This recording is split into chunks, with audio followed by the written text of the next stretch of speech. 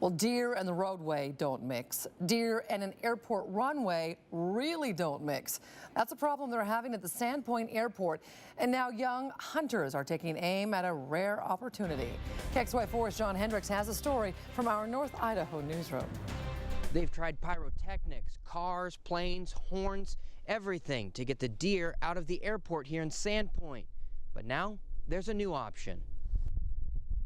Tucked beneath the mountains of North Idaho sits the small airport in Sandpoint. Typically what we see is small airplanes in and out on a daily basis. Planes that are no match for the size of a white-tailed deer. You've seen what happens when deer hit cars, that sort of thing happening to an airplane is much more damage. That's the fear many pilots who use the runway have, and the deer don't seem to mind any of their noise. They're not afraid of the airplanes anymore. I've watched them just grazing alongside the runway, an airplane will land and the deer won't even look up. Airport employees say they've tried everything at the unfenced airport to get the deer to leave, but nothing is working.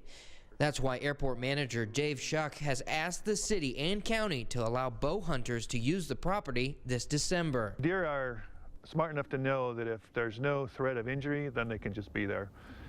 It's a more safe environment than being out in the wilderness where they might get hunted. The city of Sandpoint has an ordinance where you can't discharge a weapon within city limits. Last week, the city council voted to approve a waiver to the ordinance till the end of the deer season.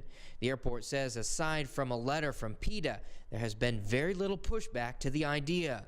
The airport is now working with an archery group made of young hunters that will be permitted to hunt on airport land for 2 weeks in December.